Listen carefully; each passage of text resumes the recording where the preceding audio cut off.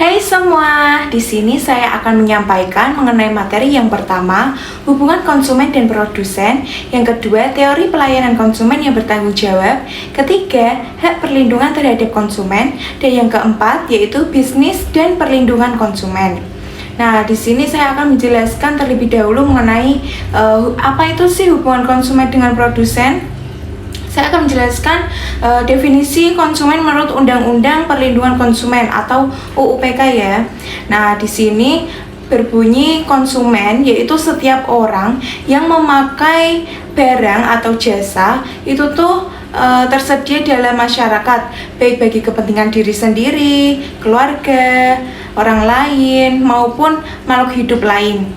Nah, di sini juga dalam perdagangan itu produsen orang yang menghasilkan barang atau jasa untuk keperluan konsumen.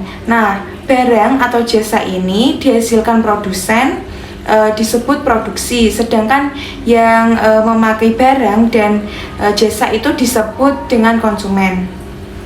Dalam ilmu ekonomi dapat dikelompokkan pada golongan besar suatu rumah tangga, yaitu golongan rumah tangga konsumsi atau disebutnya itu RTK ya.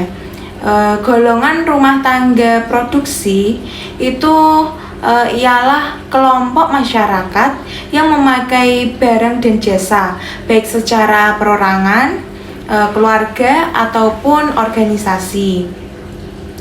Tetapi kelompok rumah tangga ini itu tuh dalam mengkonsumsinya juga merupakan kelompok yang memberikan beberapa faktor produksi. Yang pertama seperti orang yang menyewakan tanah untuk keperluan perusahaan seperti pabrik, tempat kedudukan ataupun sewa rumah. Yang kedua yaitu orang yang menyerahkan tenaga kerja untuk bekerja pada suatu perusahaan atau pabrik. Selanjutnya yang ketiga yaitu orang yang menyertakan modal usaha untuk diusahakan. Yang keempat, tenaga ahli dari masyarakat untuk perusahaan. Sedangkan rumah tangga produksi ini tuh kayak seperti menerima faktor produksi tanah. Dalam produksi itu seperti kayak tenaga kerja, modal, keahlian. Nah, dari semua itu tuh masyarakat kemudian diolah dan diorganisir agar menghasilkan barang dan jasa. Dalam produksi itu yang dijual pada masyarakat itu sehingga memperoleh uang yang banyak dari hasil penjualan itu. Akibatnya antara konsumen dan produsen tidak bisa dipisahkan. Artinya saling mempengaruhi dan saling membutuhkan. Jika perusahaan menghasilkan suatu barang atau jasa harus sesuai dengan kebutuhan. Masyarakat kalau tidak bisa memproduksinya itu tidak akan laku untuk dijual gitu loh. Namun jika produksinya cukup, itu kan mereka bahkan bisa menciptakan kebutuhan konsumen, lalu dengan cara promosi dan iklan yang gencar-gencarnya itu pasti menambahkan konsumen yang bertambah. Dalam konsumen ini sebelumnya tidak ada cara menjadi yang ada. Cara tersebut itu kan dengan inovasi. Apa sih itu inovasi itu? Di sini inovasi itu menciptakan suatu yang belum ada atau menyempurnakan yang sudah ada sehingga fungsi yang lebih hebat lagi. Dalam hubungan secara langsung, hubungan antara produsen dengan konsumen itu dilaksanakan ya dalam rangka jual beli.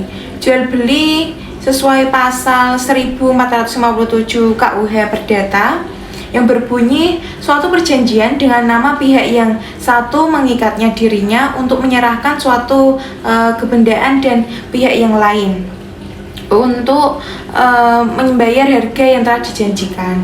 Dari pengertian ini kan kita tahu ya bahwa unsur-unsur yang di dalamnya itu yang pertama perjanjian, yang kedua penjualan dan pembeli, ketiga harga, yang keempat barang.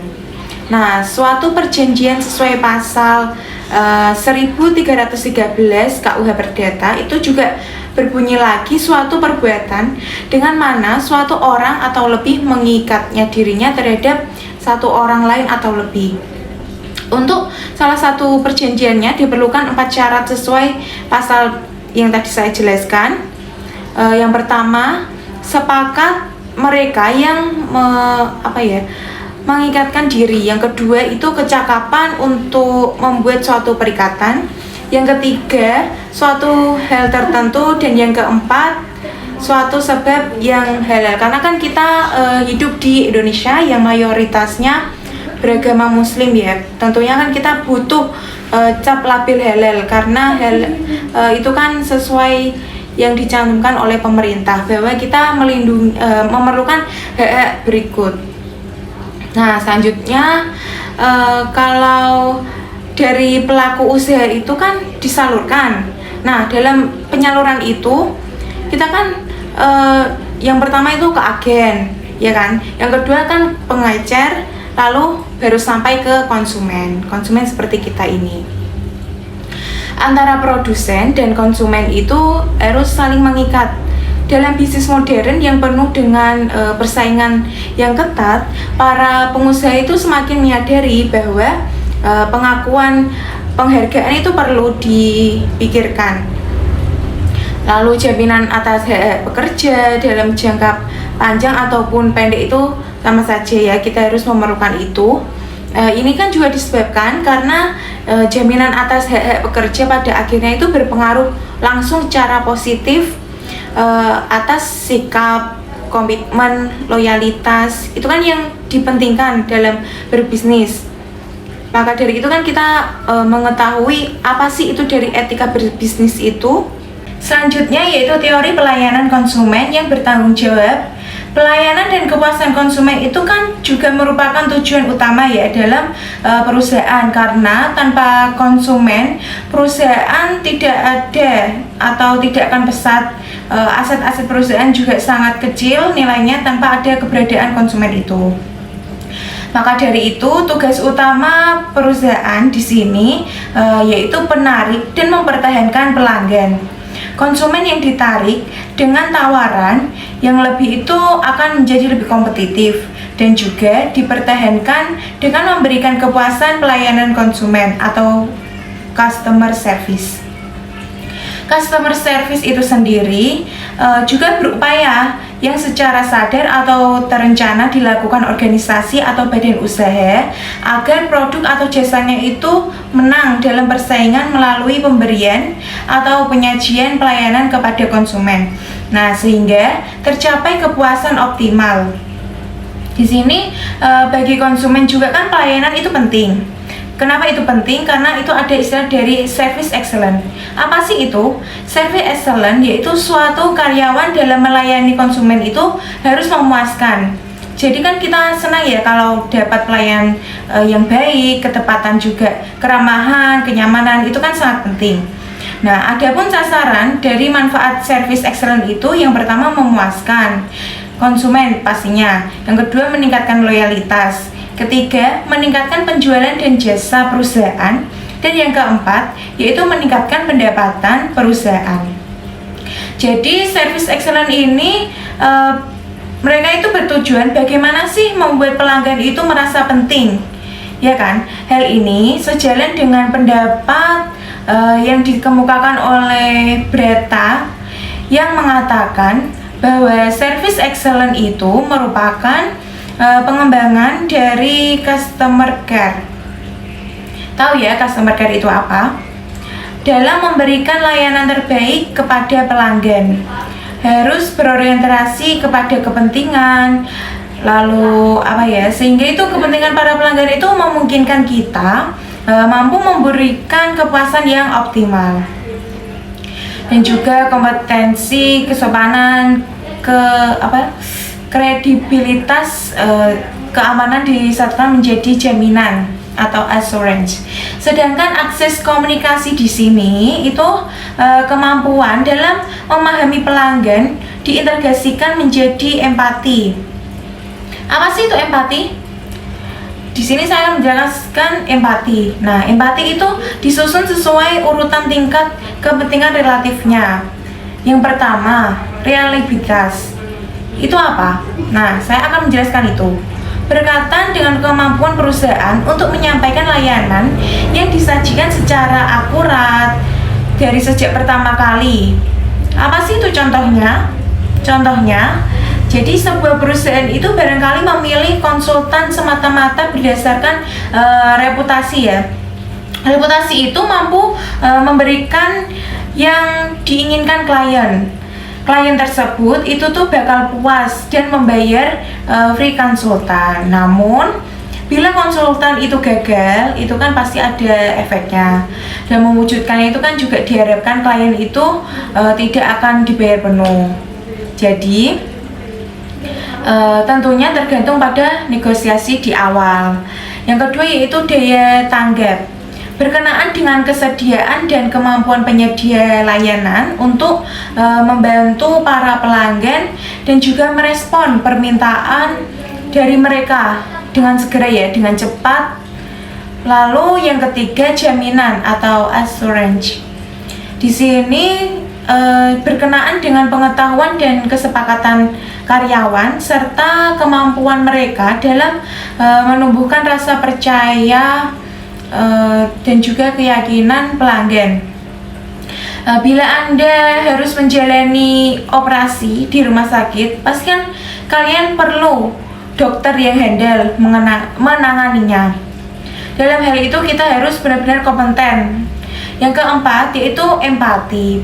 Empati itu berarti bahwa perusahaan itu memahami masalah para pelanggannya dan bertindak demi kepentingan pelanggan. Karena pelanggan itu pasti kalian pernah dengar ya, istilah pelanggan itu adalah raja, karena kan dia yang membayar.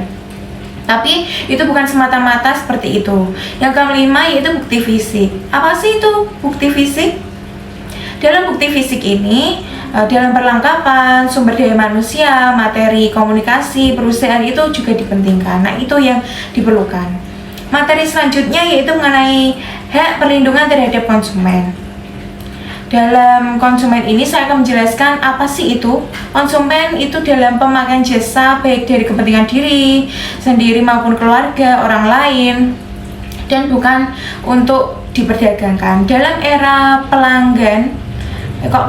perdagangan ini, itu perlindungan terhadap hak-hak konsumen menjadi hal yang sangat penting.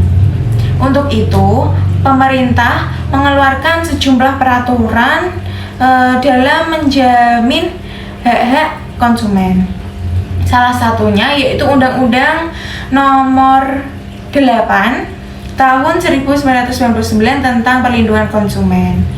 Di sini tujuan perlindungan konsumen itu merupakan segala upaya yang menjamin adanya kepastian hukum. Dalam menjamin kepastian hukum itu memberi perlindungan kepada konsumen.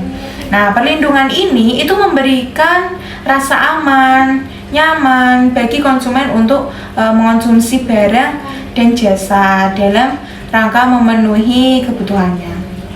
Nah, selanjutnya dalam UU nomor 8 ini tahun 1999, perlindungan konsumen itu bertujuan untuk satu, meningkatkan kesadaran ya maupun besaran kemampuan, kemandirian konsumen itu tuh dalam melindungi dirinya. Yang kedua, yaitu mengangkat harkat dan martabat konsumen dengan cara menghindarkannya dari akses negatif pemakaian barang atau jasa. Nah, ketiga itu meningkatkan pemberdayaan konsumen dalam memilih, menemukan, dan menurut hak-haknya itu sebagai konsumen. Hak konsumen itu apa sih? Dalam ini menjelaskan bahwa hak atas kenyamanan, keamanan, dan keselamatan dalam mengkonsumsi barang dan jasa.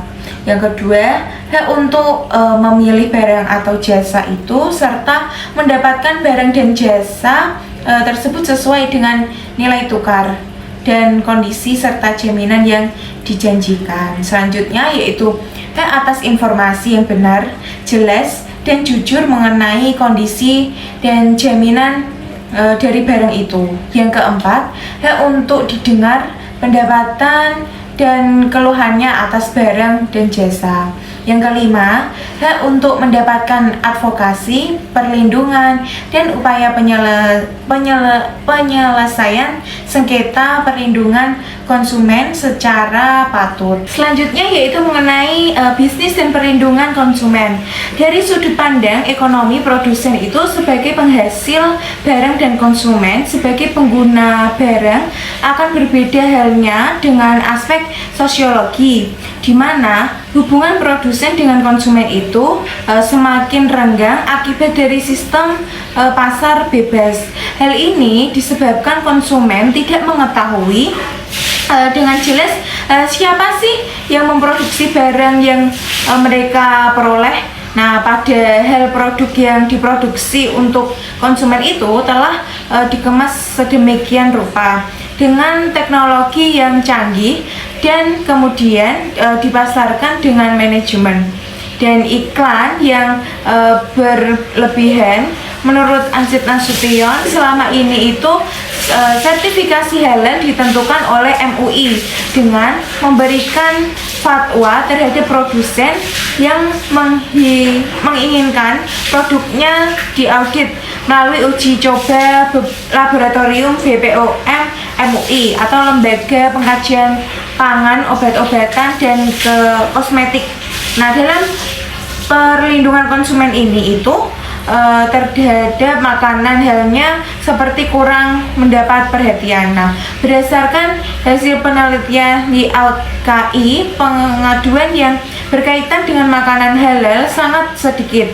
Namun setidaknya pengaduan itu terhadap makanan halal bukan berarti umat Islam Indonesia tidak peduli kepada makanan dan minuman yang tidak halal beredar dengan bebas tanpa sertifikasi halal. Nah, selama ini umat Islam kan di Indonesia percaya kepada MUI terhadap produk halalnya. Dalam regulasi bisnis, perlindungan konsumen muslim itu terhadap produk halal tidak saja berguna untuk labelitas. Nah, hal ini kan tertuang dalam undang-undang pangan, akan tetapi harus memiliki integritas hukum ekonomi lainnya. Dari sehingga itu ada jaminan pelaksanaan labelitas halal. Hal ini sangat terkait dengan hal-hal yang bersifat bisnis seperti perjanjian, perdagangan, distribusi, periklanan, kemasan, dan lain sebagainya.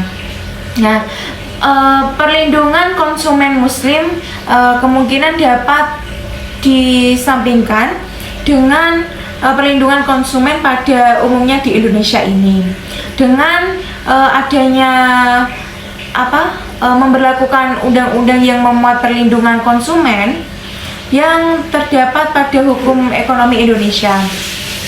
Nah, ini tuh dikarenakan labelitas halal itu berhubungan erat dengan pelaksanaan hukum, dan juga maka hukum itu perlindungan konsumen di Indonesia setidaknya menyerap unsur-unsur nilai-nilai dan norma-norma yang terdapat dalam hukum Islam, terutama yang sangat erat hubungan dengan perlindungan konsumen.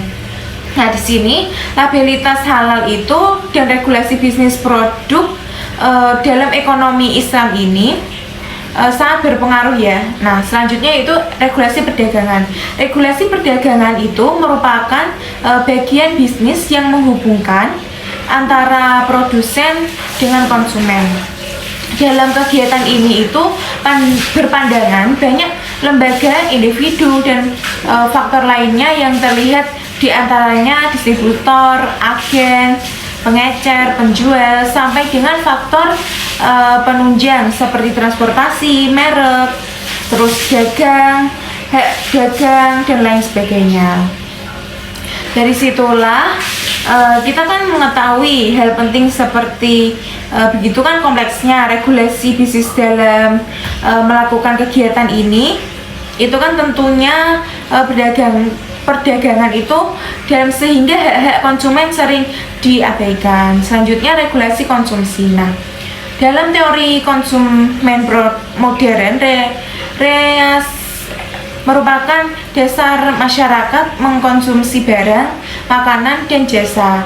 Nah, rasionalisme ini ekonomi beranggapan bahwa konsumen berusaha memaksimumkan kepuasan pemanfaatan semaksimal mungkin.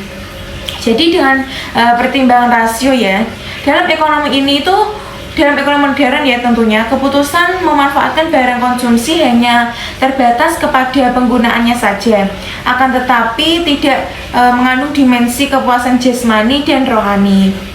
Berikut ini yang dapat saya sampaikan. Di sini saya menggunakan referensi dari Hamdi Edi yang dengan pengantar teori konsumen, Yogyakarta, Universitas Islam Indonesia.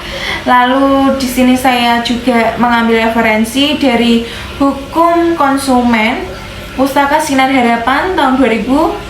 Selanjutnya saya menggunakan referensi Hukum Perlindungan Konsumen Jakarta, Diedit Media 2002. Lalu ada undang-undang mengenai konsumen dan produsen untuk berbisnis dalam beretika. Selanjutnya saya mengambil referensi dari pengantar etika bisnis, yaitu mengenai aturan hak-hak dan juga kewajiban moral dalam hidup sosial dan bermasyarakat.